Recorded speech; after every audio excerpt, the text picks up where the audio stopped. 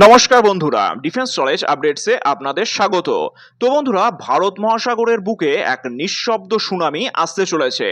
ভারত সরকার এমন এক চাল চেলেছে যা বেজিং থেকে কলম্বো, সিঙ্গাপুর থেকে ইসলামাবাদ সব দেশের রাতের ঘুম উড়িয়ে দিয়েছে। সম্প্রতি ভারত সরকার গ্রেট নিকোবর দ্বীপে একটি বিশাল এবং অত্যন্ত কৌশলগত 13,000 কোটি টাকার ডুয়াল ইউজ অর্থাৎ সামরিক ও বেসামরিক আন্তর্জাতিক বিমানবন্দর তৈরির চূড়ান্ত অনুমোদন দিয়েছে। আর এই একটি মাত্র বিমানবন্দর কিভাবে চীনের গলার কাটা হয়ে দাঁড়িয়েছে, কিভাবে এটি বিশ্বের সব থেকে ব্যস্ততম সামুদ্রিক বাণিজ্য পথ অর্থাৎ মালাক্কা স্ট্রেটের ওপর ভারতের আধিপত্য 100 গুণ বাড়িয়ে দেবে, আর কেনই বা ভারতের ভেতরের কিছু ভুল রাজনীতি এই মহা প্রজেক্টকে রুখে দেওয়ার চেষ্টা করছে, আজ আমরা এই ভিডিওতে এর পুঙ্খানুপুঙ্খ বিশ্লেষণ করব। ভিডিওটি শেষ পর্যন্ত দেখুন, কারণ এই ভূ রাজনীতি ভারতের ভবিষ্যৎ নির্ধারণ করতে চলেছে। আসলে বন্ধুরা, ভারত সরকারের গ্রেট নিকোবর দ্বীপপুঞ্জের গালাথিয়া বের কাছে চিনগেন নামক এলাকায় এই 13,000 কোটি টাকার প্রজেক্টের সবুজ সংকেত দিয়েছে।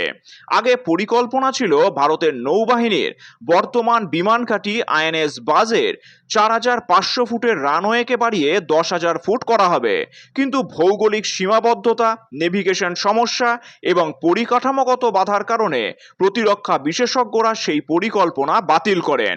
তার বদলে সম্পূর্ণ নতুন জায়গায় একটি বিশাল গ্রিনফিল্ড বা আন্তর্জাতিক বিমানবন্দর ও রানওয়ে তৈরি করা হচ্ছে, যা যৌথভাবে অর্থায়ন করেছে ভারতের প্রতিরক্ষা মন্ত্রক এবং বেসামরিক বিমান চলাচল মন্ত্রক। এটি একই সাথে ভারতীয় নৌবাহিনীর ফাইটার জেট, দূরপাল্লার নজরদারি বিমান এবং আন্তর্জাতিক যাত্রীবাহী কমার্শিয়াল বিমান ওঠানামার জন্য ব্যবহার করা হবে। আর এটি আগামী 5 বছরের মধ্যে সম্পূর্ণ করার লক্ষ্যও নেওয়া হয়েছে। ভারত মহাসাগরে ভারতের অবস্থান এমনিতেই শক্তিশালী, কিন্তু গ্রেট নিকোবরের এই প্রজেক্ট ভারতকে এক অনন্য উচ্চতায় নিয়ে যাবে। আসলে গ্রেট নিকোবর দ্বীপটি আন্তর্জাতিক শিপিং লেন বা সামুদ্রিক বাণিজ্য পথ থেকে মাত্র 40 নটিক্যাল মাইল দূরেই অবস্থিত। আর এর ঠিক পাশেই রয়েছে মালাক্কা স্ট্রেট, যা ভারত মহাসাগর এবং প্রশান্ত মহাসাগরকে যুক্ত করে। এই নতুন বিমানবন্দরটি ভারতের একটি ফরওয়ার্ড অপারেটিং বেস হিসেবেই কাজ করবে, যার ফলে ভারতীয় সেনা মালাক্কা, সুন্দা এবং লম্বক স্ট্রেটের মতন সমস্ত গুরুত্বপূর্ণ চেকপয়েন্টের ওপর কড়া নজরদারি চালাতে পারবে। আর এই প্রজেক্টের অধীনে শুধু বিমানবন্দরই নয়, তৈরি হচ্ছে একটি বিশাল আন্তর্জাতিক কন্টেনার ট্রান্সশিপমেন্ট টার্মিনাল। বর্তমানে ভারতের বড় বড় কন্টেনারবাহী জাহাজগুলো সিঙ্গাপুর, কলম্বো বা দুবাই পোর্টের ওপর নির্ভর, ফলে ভারতকে প্রতি বছর কোটি কোটি টাকার বিদেশি মুদ্রা বা ফরেন এক্সচেঞ্জ দিতে হয়। গ্রেট নিকোবরের 20 মিটারেরও বেশি প্রাকৃতিক গভীরতা সম্পন্ন এই পোর্টটি তৈরি হলে ভারত নিজেই গ্লোবাল লজিস্টিক্সে হাবে পরিণত হবে এবং ভারতের কোটি কোটি টাকা সাশ্রয় হবে। থাইল্যান্ডের ফুকেট, মালয়েশিয়ার লঙ্কাউ বা পেনাং এর মতন আন্তর্জাতিক পর্যটন কেন্দ্রগুলো অত্যন্ত কাছে হওয়ায় এই নতুন বিমানবন্দরটি দক্ষিণ পূর্ব এশিয়ার একটি প্রধান ট্রানজিট বা ট্যুরিজম হাব হয়ে উঠবে। প্রাথমিক ধারণা মতে এটি বছরে 1 কোটি যাত্রী সামলানোর ক্ষমতা রাখবে। আর এই প্রজেক্টটি যদি কারো সব থেকে বেশি রক্তচাপ বাড়িয়ে থাকে, তবে তা হলো চীনের একটি দুর্বলতা রয়েছে, যাকে আন্তর্জাতিক রাজনীতিতে বলা হয় মালাক্কা ডিলেমা বা মালাক্কা সংকট। আসলে চীনের প্রায় 75 থেকে 80% খনিজ তেল এবং জ্বালানি আমদানি হয় এই মালাক্কা স্ট্রেট হয়ে। গ্রেট নিকোবরে ভারতের এই 13,000 কোটির বিমানবন্দর এবং নৌঘাটি সরাসরি চীনের এই লাইফলাইনের ওপর বসে রয়েছে। যদি ভবিষ্যতে ভারতের সাথে চীনের কোনো যুদ্ধের পরিস্থিতি তৈরি হয়, তবে ভারতীয় নৌবাহিনী চোখের পলকে মালাক্কা স্ট্রেট ব্লক করে চীনের অর্থনীতি স্তব্ধ করে দিতে পারবে। আর চীন ভারতকে চারিদিক থেকে ঘেরার জন্য পাকিস্তানের গোয়াদার, শ্রীলঙ্কার হাম্বানটোটা এবং জিবুতিতে সামরিক বাণিজ্যে বন্দর তৈরি করেছে, কিন্তু ভারত একাই গ্রেট নিকোবরে এমন এক অভেদ্য দুর্গ তৈরি করছে যা চীনের সমস্ত যুদ্ধজাহাজ ও সাবমেরিন ভারত মহাসাগরে প্রবেশ রুখে দেবে। আর চীনের অর্থনীতি ও সামরিক শক্তি যদি মালাক্কা স্ট্রেটে ভারতের চাপে পিষ্ট হয়, তবে তার সরাসরি প্রভাব পড়বে পাকিস্তানের ওপর, কারণ চীন পাকিস্তান ইকোনমিক করিডোর এর ভবিষ্যৎ চীনের এই বাণিজ্যিক পথের ওপরই নির্ভর করে। আর একটি দেশের জাতীয় নিরাপত্তা যেখানে জড়িয়ে, সেখানে দেশীয় রাজনীতি অনেক সময় সময় বড় বাধা হয়ে দাঁড়ায়।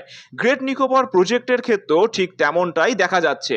আসলে ভারতের বিরোধী দলগুলো এই দ্বীপপুঞ্জের সফর এবং স্কুবা ড্রাইভিং করার পর এই প্রজেক্টের তীব্র সমালোচনা করেছেন।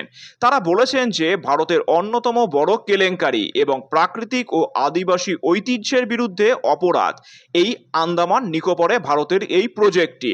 আসলে তাদের দাবি হচ্ছে এই প্রজেক্টের কারণে বিশাল রেইন ফরেস্ট ধ্বংস হবে এবং আদিবাসী শাম্পেন বা নিকোবরের উপজাতিরাও ক্ষতিগ্রস্ত হবে। এছাড়াও পরিবেশ রক্ষা অবশ্যই জরুরি এবং সরকার জানিয়েছে যে মাত্র 1.82% বনভূমি এতে প্রভাবিত হবে এবং আদিবাসীদের কোনো উচ্ছেদ করা হবে না। কিন্তু দেশের ভেতরে যদি এই জাতীয় নিরাপত্তা সংক্রান্ত প্রজেক্ট নিয়ে অতিরিক্ত রাজনীতি বা কাদা ছোড়াছুড়ি হয়, তবে আন্তর্জাতিক স্তরে ভারতের একটি নেতিবাচক ছবি তৈরি হয়। ভারত যদি এই রাজনৈতিক মতবিরোধের কারণে প্রজেক্টটি বিলম্বিত করে, তবে তার সরাসরি সুবিধা পাবে চীন এবং শ্রীলঙ্কা। শ্রীলঙ্কা ইতিমধ্যেই কলম্বো পোর্টের সম্প্রসারণ শুরু করেছে এবং চীন মায়ানমার ও অন্যান্য দেশে গভীর সমুদ্র বন্দরও বানানো শুরু করেছে।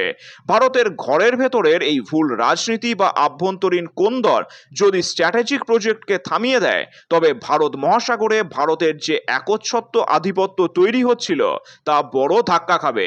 গ্রেট নিকোবরের এই 13,000 কোটি ডুয়েল ইউজ বিমানবন্দর এবং মেগা প্রজেক্ট কেবল কিছু কংক্রিটের কাঠামো নয়, এটি একবিংশ শতাব্দীতে পরাশক্তি হিসেবে ভারতের আত্মপ্রকাশের এক জোরালো হুঙ্কার। পরিবেশের ভারসাম্য বজায় রেখে দেশকে সুরক্ষিত ও মজবুত করা অত্যন্ত আবশ্যক। এখন আপনাদের কি মনে হয়, ভারতের জাতীয় নিরাপত্তার স্বার্থে এই প্রজেক্ট কি দ্রুত শেষ করা উচিত, নাকি আভ্যন্তরীণ রাজনীতির কারণে এটিকে পুনর্বিবেচনা করা দরকার? চীনের এই মালাক্কা ট্র্যাপ নিয়ে ভারতের এই চাল আপনাদের কেমন লেগেছে?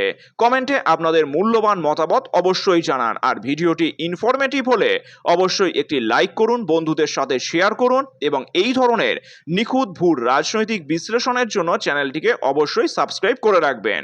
ধন্যবাদ। জয় হিন্দ।